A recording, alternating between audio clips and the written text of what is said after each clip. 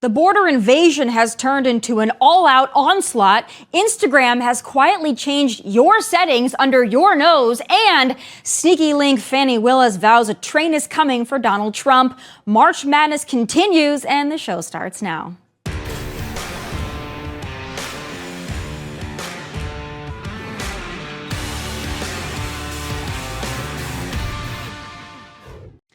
Well, March Madness continues, and I'm not talking about basketball. I'm talking about our southern border, which has descended even further into an invasion. There you see illegal immigrants literally bum rushing our border, and the Texas National Guardsmen sent there to protect it. How does this happen to a sovereign nation, to the most powerful nation in the world? I mean, I can't be the only one who looks at that footage and wonders how the actual hell this could be allowed to occur. We've been invaded for over 3 years now, but this is more than that. This is a hostile invasion, an overtaking, and an onslaught. These illegals are sending a message loud and clear.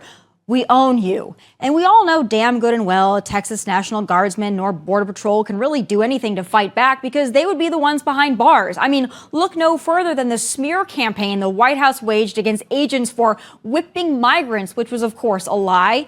You know, back in November of 2018, during the Trump presidency, something similar happened in the San Diego sector. Illegals came bum rushing in, rocking agents, tearing down infrastructure. And you know what agents did? They tear gassed them, as they should have. But those days are long gone now. Now agents are expected to sit on their hands and defy their own oath of duty so Democrats can import more predators, pedophiles, rapists, murderers, and the like, because Democrats really aren't selective. It's a numbers game for them, regardless of what it'll do to our country. And isn't this one a doozy? New York City Mayor Eric Adams was set to visit the southern border and parts of Mexico to survey the invasion, but his office has since canceled that trip. Why? Too dangerous. Yeah, no kidding. The safety concerns are too great for the mayor with a full security team to make the journey. Too dangerous to go to the border, but the border is coming to America every single day, into his city, into your city, into every nook and cranny they come. But Biden says he can't do anything because Congress needs to do it. Weird, given he can forgive another $6 billion in student loan debt and send another $300 million to Ukraine, all while licking on an ice cream cone in Delaware somewhere. Just amazing how that works. We are getting played, but we are not fools. We just keep electing them. And it should piss you off that the one thing government should do, protect the homeland, it fails to do, and it fails hard and on purpose. Joining me now with his take on that and so much more on a busy news day is Fox News contributor Joe Concha, who looks to be in the ocean somewhere. Good to see you, Joe. It does, doesn't it? I'm walking the plank here, it looks like at this point. Didn't notice that. I'm in Jersey, so the only background that we use is New York. So this is what New York looks like from New Jersey. But yeah, a little cold to be swimming still up north here. That's certainly for sure. But a great intro and good to see you again. How was Baltimore, by the way? That sounded fun. Oh, yes. So for those of you who don't know, I was supposed to be on the big weekend show with Joe this past weekend. But unfortunately, because LaGuardia cannot handle even a drop of rain, I was diverted to Baltimore and it was a whole thing. But I still had to get my Joe time. So I'm glad to have you. I'm back here in Nashville. You are on the ocean somewhere. But I want to discuss, first of all, before we get to the border stuff, the big news of the day. I guess it's being touted as more fair to Donald Trump that they're cutting that bond amount down to 175 million. So much better than the $500 million. But people are counting this as some kind of a victory, maybe a symbolic one, but I still find it a little outrageous, and I'm wondering your thoughts on it. A little outrageous, right? Just again, this is a murder without a body, Tommy, right? This crime that apparently Donald Trump committed, there was no victim here. In other words, the banks that gave Donald Trump these loans, he paid them all back. So the banks didn't come and complain to the Attorney General, Letitia James, and said, hey, you got to get this guy. He pulled the wool over our eyes as far as evaluations of his properties. And by the way, when you say that Mar-a-Lago is worth $18 million, I've been to Mar-a-Lago. I'm pretty sure the parking lot is worth more than $18 million. So the whole case is just ridiculous. These fines are utterly ridiculous. Trump could pay the 175 probably. But honestly, if I were him, I'd say, you know what, at a principle, I'm not going to give you a dime. Come seize my assets. You go ahead and try to padlock the doors of Trump Tower or one of my golf courses, and let Letitia James, that big stupid smile on her face, and while she's not playing on social media, dunking all over this like this is somehow bad for Donald Trump. I think we're in agreement on this one. This only provides petroleum basically for his campaign as far as them going after him in this regard. So yeah, I guess he'll pay the 175 million. He's going to get it back if it goes to a sane appeals court anyway. And then this will fail, just like the case in Georgia with Bonnie Willis is failing, just like the Jack Smith cases are failing. One of them's with the Supreme Court now. So I think none of this happens before Election Day as far as any trials concluding, Tommy. And then if he wins, these things go away permanently. So I think this whole lawfare strategy by Democrats, it is backfiring and then some.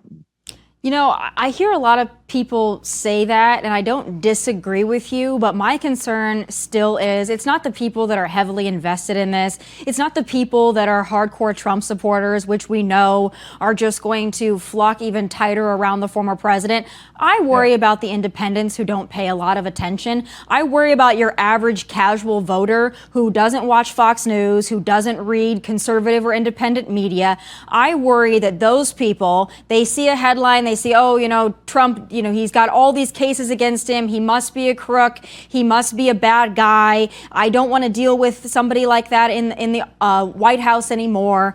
I'm worried still about the impact that it's going to have on those independent voters. You're not concerned about that at all? No, I get your point completely. And it makes sense if you apply to anybody else except Donald Trump, who's now been in the spotlight as a politician. We're coming up on 9 years now. I think you talk to anybody, they have a definitive opinion about Donald Trump. I don't think there's too many people that are wavering out there as far as, I don't know, maybe he isn't a good guy. He probably isn't a good guy. But, you know, he's not running for priesthood. He's running for president. And I think overall, they may see these things happening. You're right. The low information voter may see the headline and say, I'm sick of the chaos. I'm sick of the drama. I don't want to have to go through another 4 years of this. So I think there probably are some folks out there that may be like that, but I think there are more that are voting with their heads and with their pocketbooks, right? As far as inflation and prices being too high for food and rent and gas and crime completely out of control, particularly in major cities. And then they see what's happening at the border that we're going to talk about in a second. And they don't like foreign policy in terms of all these wars. Under Trump, we had peace and we had prosperity for looking all the way up until COVID, which, you know, was a curveball that no one can see coming. Some people may in the end hold their nose, vote for Trump. But I think if you don't have an opinion about Donald Trump, the person by now, even if you're low information, then you've probably been living on another planet. Well, that's just my concern, is that he hasn't added enough people to his voting bloc since 2020 to make the difference. And Joe Biden's a disaster, obviously, on all counts. But I'm still concerned. I don't think that we should give ourselves the space to celebrate this early, because there's a lot of time left and there's a lot that the Democrats can do. I don't think they're stupid. I think they're manipulative and strategic, but I don't think they're stupid. And, you know, part of this is going to revolve around the southern border. This might be a longer game. It's not necessarily going to impact their voting bloc in November, but 10 million plus illegals coming in. Now we've got concerns, as we always have, that ISIS-K is rising up again, and they're looking at our southern border thinking this is probably pretty easy. It's just open for the taking. I'm wondering, though, Kamala Harris wants to sit down and have a round table to get to the root causes once again, the perception of doing something about the border. But I just don't know how this is going to impact our country long term. It might be bad for Democrats in this upcoming election, but I think strategically, they are the winners in this, because they've added 10 million people and they've padded their congressional districts in such a way that's going to give them lifelong return. Wow, all great points. I think as far as like Trump filling those buckets with enough people, I think the first place you look are Hispanics, right? And the polling is incredible. Joe Biden beat Donald Trump by 30 points among Hispanics in the 2020 election, 30. And now every poll shows Trump beating Biden. So we're talking like a 35, 36 point swing into Trump's direction. Same with the black vote as well, where we're seeing poll after poll. I thought one was an outlier showing that Trump had about 1/4 support of black voters. And it turns out I've seen 5 straight polls where he's over 20% among black voters. So yeah, so maybe that are the types of voters that put him over the finish line. But overall, it's such a long time between now and election day. I remember 4 years ago, COVID was just beginning to take over the country. And if you asked me in February of 2020, who's going to win this election, I would have said Trump easily, because Joe Biden's a horrible candidate. And things, again, once you have peace and prosperity, very hard for an incumbent to get beat. What's going to happen between now, Tommy, and election day? I have a feeling, and I hate making predictions like this, but it just seems like it's so obvious out there. It's so blatant that there will be some sort of major terror attack in this country before November. You got to think that an ISIS and Al Qaeda, remember, Afghanistan's back in the hands of the Taliban again, that they're plotting something that will impact this election. And anything that happens, as much as the Joe Scarboroughs of the world and just, idiots on TV try to blame Republicans for what's happening at the border, this is Joe Biden's making for 3 years. And don't tell me this bipartisan bill would be preventing all these things, these images that are happening there. It still would allow thousands upon thousands of people to come through this border on a daily basis. It was toothless. It didn't have border wall construction, didn't have remain in Mexico in it. Catch and release isn't eviscerated. If those three things don't happen, border wall, remain in Mexico, and catch and release, I don't care what bill comes forward, it's not going to solve the problem. Let's talk about something that Senate Democrats won't do, and we've got my senator from Tennessee talking about it. But for those that are not familiar, I'm going to turn it over to a clip of Senator Marsha Blackburn in a moment. But Democrats don't want to deport criminal aliens, apparently, and they also don't want to end the direct flights of illegal immigrants into our country, two things that are apparently a bridge too far for them. Let's listen to Senator Blackburn. Let me tell you what my colleagues are going to vote no to. Our local and state law enforcement, when they apprehend a criminal illegal alien in this country, that they can detain that individual and require ICE to, within 48 hours, come to them to deport that individual. They also would be required to reimburse that entity for the expenses, and then they would also prohibit funds going to cities that do not comply with federal immigration law. Joe, how do you vote against something like that? Something so simple as maybe if we have criminal aliens, they shouldn't be here, and Democrats are like, yeah, no, not so much. Too far.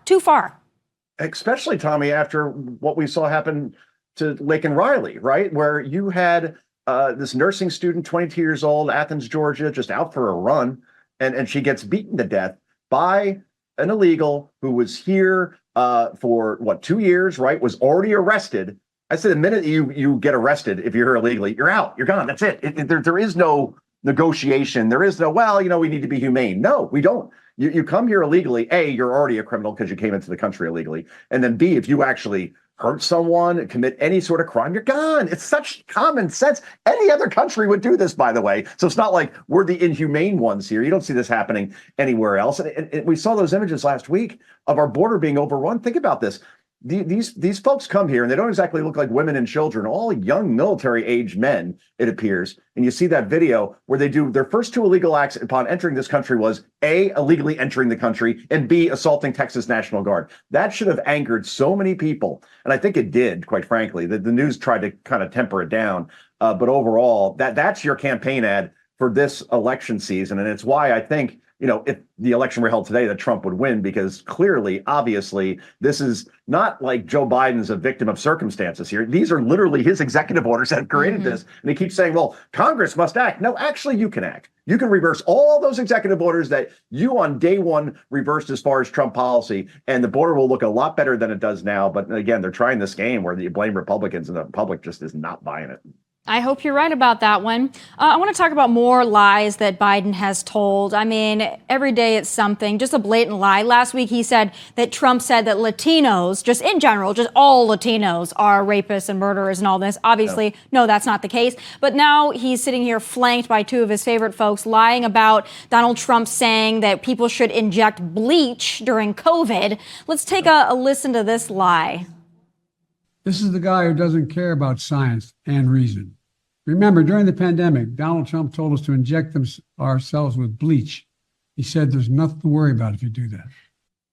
I'm not so sure that Joe didn't inject himself with something, but I also find it interesting that I believe Obama and Nancy flanking him look like wax figures from Madame Tussauds, so that's one thing there. But, how can he just lie? President of the United States is saying that Trump said that. He never said that. It's been debunked multiple times, but they can still put that out there. There's no kind of content moderation for that whatsoever.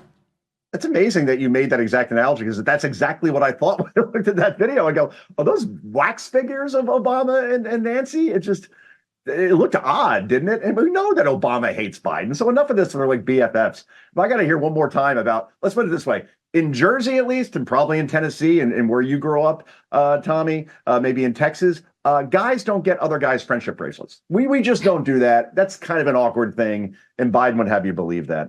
Yeah, look, I wrote a whole book about Joe Biden, which meant I got to study his entire life, which was really a hoot. And he has been a pathological liar for his whole, I don't know about his childhood, but certainly ever since he was a young adult, when he claimed that, oh yeah, I finished first in my law school class, and he finished 76th out of 85.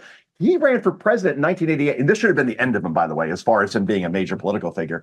And he got caught plagiarizing speeches, and then was caught again plagiarizing speeches over and over again. I could go through the litany of lies that this guy has told, but it's nonstop. And that one was even in a teleprompter, so that one was written for him. But the whole bleach thing, no one's buying it, just like no one's buying that Trump was praising neo-Nazis in Virginia when he said there's good people on both sides. He was talking about the argument for and against taking down statues. We all know this. They keep going with these lies, Tommy, because they can't run on issues. They can't run on the economy. They can't run on crime. They can't run on the border immigration. Can't run on education. They can't run on foreign policy. So it comes down to this, and it ain't working, because every single state poll that we see, North Carolina or Georgia, Arizona, Nevada, Wisconsin, Michigan, Pennsylvania, Donald Trump is leading in all 7 of those states. And I get that Democrats are very good about getting out the vote, but I think even young voters are leaving him at this point, and I think young Trump voters would really have to screw this up in order to lose. We'll put it that way. We'll never underestimate a Republican's ability to screw things up, and the young voters might be leaving Biden because if they could vote for a leader of Hamas, they probably would, which is upsetting in another conversation. Last thing I do want to talk to you about, though, is that Joe and campaign are getting a little bit more help, of course, from big tech. I've been sounding the alarm over this because it's something that's personal to me. I use Instagram a lot. I have a big following on Instagram. Meta quietly changed a setting for a lot of people. In fact, most people last week, people didn't know that it happened. I have like a little tutorial that I'm going to play for folks that are unfamiliar with Instagram. I don't know, Joe, how familiar you are, but they changed everybody's content preferences automatically to filter political content. And then below that, filter political content, and automatically gives the option, which they set for you initially, to reduce information or misinformation. I know how this is going to shake out. The political content's going to be conservative content. The reduction of the so-called misinformation is going to be anybody with a conservative leaning opinion. And something tells me, Joe, that come June, you know, their Christmas time, Pride Month, something tells me that the political content pushing drag queens and gay on everybody is not going to automatically be filtered out. But I'm wondering your thoughts on this, because I know it seems like a little thing on social media, but as far as young people are concerned, this could be the difference between them seeing my content, your content, Fox News content, and being completely blinded to anything other than the left's narrative. Well, you're right about that. We did a segment on the Big Weekend show about how movie theaters are dying because young people just don't go to the movies anymore. And it's not like they're home watching movies either. They watch content that is primarily on social media sites. Like that's the new TV for them. So yeah, we've seen this movie before, by the way. I thought after 2016 and 2020, when all these companies, whether it be Meta, Facebook, whether it be Google, whether it be Instagram, whether it be Twitter, that all the bias was going to be shaken out of those places and we'd actually get a level playing field. Thankfully, Elon Musk bought Twitter, so that seems to be a little more fair now as far as the playing field. But Instagram, which is owned by Facebook, by the way, doing this, obviously they're trying to work the refs at this point. And to go back to the overall theme that you were talking about before, it's those low information voters that drive me crazy because they have just as much say in the election that you and I do who follow this stuff closely, and their vote's going to count just as much as anybody else's. So hopefully, again, they vote with their pocketbooks and they don't like the fact that they can't buy a house. And they probably never will be able to buy a house, and they can't live the American dream. They got to blame somebody. I would think it'd be the current president in the Oval Office, but I guess we'll see how it shakes out. Oh, I still think Gavin's going to be the nominee, but that's a conversation for You're another. sticking with that. I'm 1,000% sticking to that, and I'll give you yet another reason. I know you got to go, but I'll give you yet another reason. Yeah. This Prop 1 in California that they spent so much money pushing, and Right. I mean, I think I saw that the opponents of this Prop 1, the Mental Health and Homelessness Initiative, they've had a dozen of those over the last several years, by the way. But they spent, I think, was $16 million, Gavin and allies, and don't check me on that number, but I think it was up there with that number. Okay. And the opponents of it spent about $1,000 to combat that. So they really wanted to get that across the finish line. It barely passed. That's why Gavin had to postpone his State of the State, because he was waiting to see if this Prop 1 was going to pass. It did barely. But to me, that's another indication he's trying to clean up his national image. He wants to be able to point to something and say, look, in my state, we are addressing homelessness and mental health, because everybody that has anything bad to say about California, those are the top things that they talk about. So he wants to give the appearance of solving a problem. To me, yet another indicator that at the convention or shortly thereafter, he's going to be the nominee. So I'm holding to it. I'm sticking with it. He would not be running this shadow campaign this early for 2028. Not going to happen.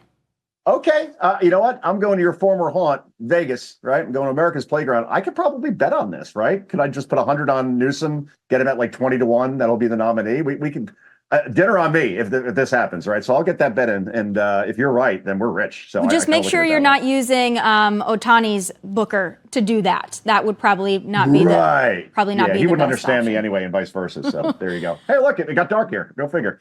Well, I appreciate your time as always. I think that you've just changed sceneries. You've just shapeshifted into a new location in a new time zone. Oh, it's back to daytime. Joe, it's always the surprises. It's good to see you. I'm sorry I wasn't there this weekend, but I'm sure I'll see you very soon. Absolutely. Take care, my friend. Thanks, Go Joe. Newsom. All right. America has a squatting problem because America has a lawless problem and an idiot leader problem, and it's time for final thoughts.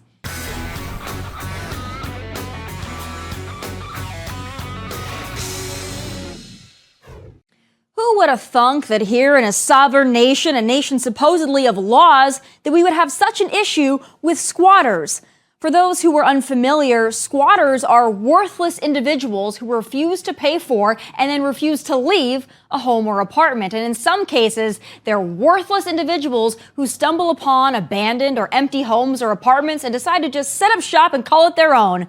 How can this be legal, you ask? Well, it isn't. However, thanks to felon coddling laws, policies, and certain loopholes, it's become acceptable in some places. In liberal states and localities, well, it's even worse. Take New York, for example. A woman was just arrested in Queens after a standoff with squatters in her family's home. Yes, no kidding. Arrested for changing the locks on her own friggin' property. This is because in New York, a person can claim so-called squatters' rights after 30 days of living on a property.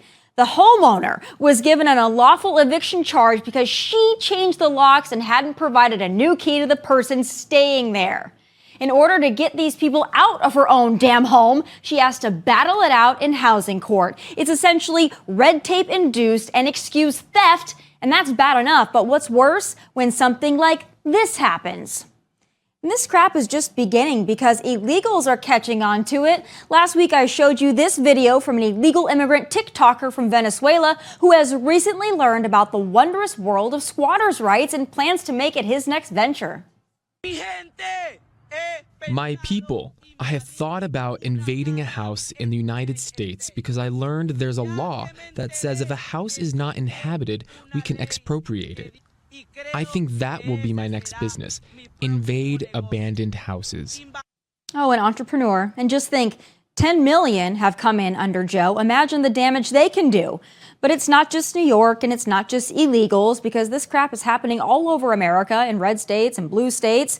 And it can be directly tied to the culture of lawlessness that's been fostered and coddled since the summer of love 2020. That's when all of this hit a fever pitch.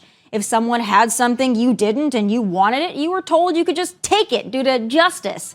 Degenerates and lazies and losers do what they want and take what they want and act how they want because they've been given the pass to do it. They loot, they steal, they beat, they pillage, they plunder, and guess what? Many don't pay a price, let alone the price. Oh, when young people, they're watching all this and they're learning about how much they can get away with. And as for decent folks out there just trying to make a living, go to work, come home safely, and have a few nice things, well, you are apparently privileged and you are the real threat. But this is only going to get worse, my friends. That is until such a day comes that you stop voting for idiots. Let's just hope when that day does come, there's something left of this country to take back from the grips of the woke and the absurd. Those are my final thoughts from Nashville. God bless and take care.